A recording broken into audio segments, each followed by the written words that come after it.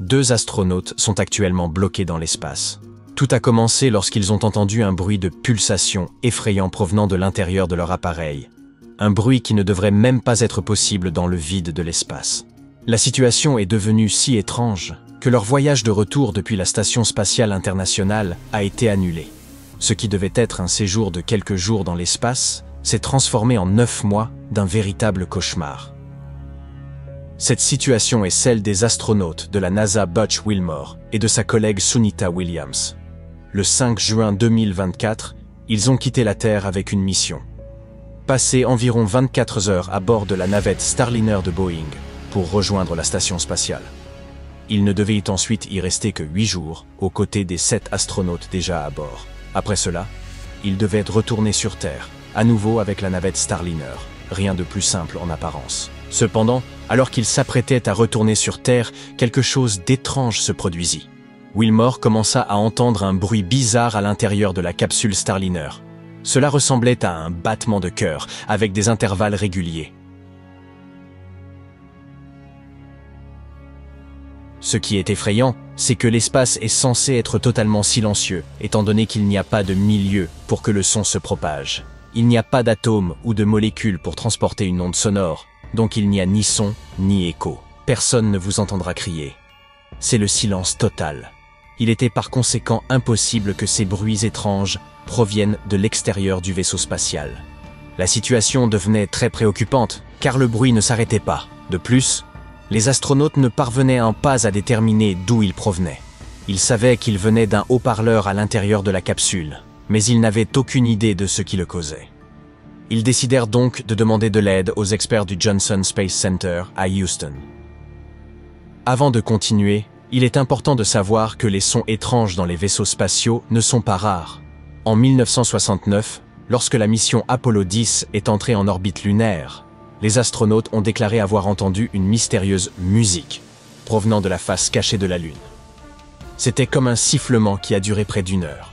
C'était tellement bizarre qu'ils se sont dit que personne ne les croirait. Selon les spécialistes, le son aurait été causé par des interférences radio, peut-être dues au champ magnétique ou à l'atmosphère. Mais voilà, la Lune n'a pas de champ magnétique et pas suffisamment d'atmosphère pour que des sons puissent s'y propager. Le mystère demeure donc entier. Quelque chose de similaire s'est produit en 2003.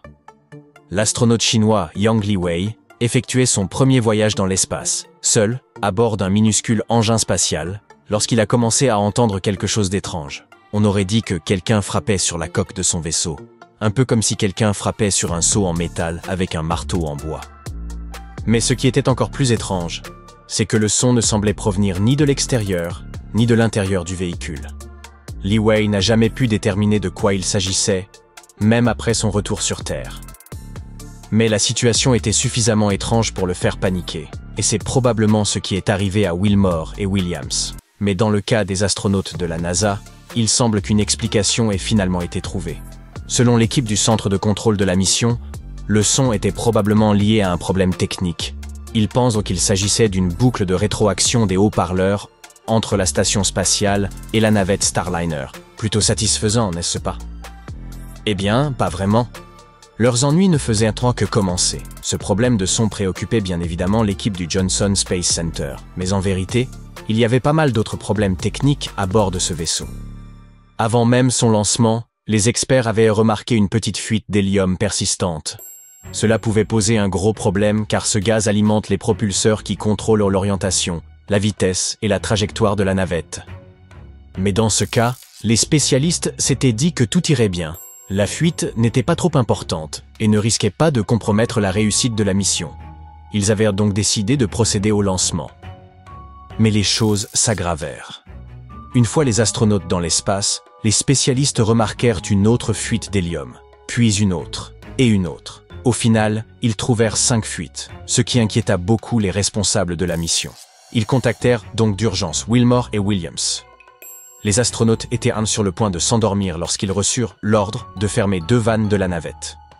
Ainsi, ils seraient en sécurité et auraient encore suffisamment d'hélium pour leur voyage de retour. Et quand il leur sembla que tout était rentré dans l'ordre, il s'avéra que ce n'était pas le cas. La navette avait également des problèmes avec le système de contrôle des propulseurs. Il y en avait 28, de petite taille, et 5 d'entre eux présentèrent des problèmes à un moment ou à un autre de leur voyage. 4 d'entre eux furent réparés assez rapidement, mais le 5e ne se ralluma plus jamais. Donc, d'abord, il y eut les fuites d'hélium. Ensuite, les propulseurs qui ne fonctionnaient pas correctement. Et maintenant, il y avait ce bruit de pulsation étrange provenant de l'intérieur du vaisseau. Les problèmes ne cessèrent donc de s'accumuler. Soudain, ramener les astronautes sur Terre était devenu bien trop risqué. Voilà pourquoi la NASA décida d'annuler leur voyage de retour. En fait, elle le reporta, prolongeant leur séjour de 8 jours sur la station spatiale à 9 mois. On prévoit actuellement de les faire revenir sur Terre en mars 2025. Mais il est difficile de le confirmer, car cette date a déjà été repoussée auparavant. Ce que nous savons avec certitude, c'est que les 2 astronautes sont bloqués dans l'espace dans l'attente que la navette SpaceX Dragon de la NASA les ramène sur Terre. En attendant, ils partagent leur maison flottante, qui a à peu près la taille d'une maison dotée de 6 chambres, avec 7 autres personnes.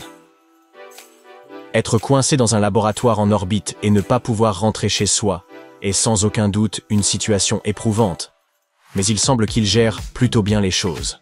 Tous deux avaient déjà effectué 2 longs séjours en orbite auparavant. Ainsi, même si leur famille leur manque, nos 2 astronautes sont habitués. Ils ont même déclaré qu'ils étaient reconnaissants de pouvoir passer plus de temps dans l'espace. Avant le début de leur mission, la NASA s'était également assurée qu'ils comprenaient tous les risques encourus, y compris la possibilité qu'ils restent dans la station plus longtemps que prévu. C'est pourquoi Wilmore et Williams ont accepté sans problème la nouvelle date de leur retour sur Terre. Et ils ont trouvé de quoi s'occuper tout là-haut. Ils effectuent toute une panoplie de travaux scientifiques. Ils se concentrent notamment sur l'entretien de la station spatiale. Et ils testent différentes techniques afin de développer des méthodes d'agriculture hors de terre. Il est très important de comprendre comment les plantes poussent dans l'espace et de s'assurer qu'elles reçoivent la bonne quantité d'eau et de nutriments. D'autant plus que les voyages dans l'espace nous emmènent de plus en plus loin, bien au-delà de la Lune. Beaucoup de gens s'inquiètent pour leur sécurité et leur santé, mais il n'y a pas lieu de craindre quoi que ce soit. Ils vont parfaitement bien. Les séjours à bord de la station spatiale durent généralement 6 mois ou plus. De plus, l'endroit est bien approvisionné.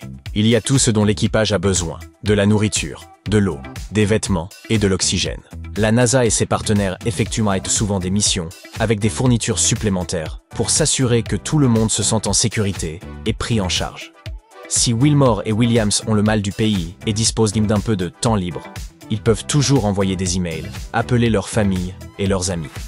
La navette Starliner est revenue sur Terre le 24 septembre 2024. Mais elle était vide, bien sûr, sans Wilmore et Williams. Elle a voyagé en mode autonome après s'être désarrimée de la station spatiale. Et elle est entrée dans l'atmosphère terrestre après 6 heures de voyage, utilisant des parachutes pour ralentir sa descente, avant d'atterrir au White Sands Space Harbor, dans le Nouveau-Mexique.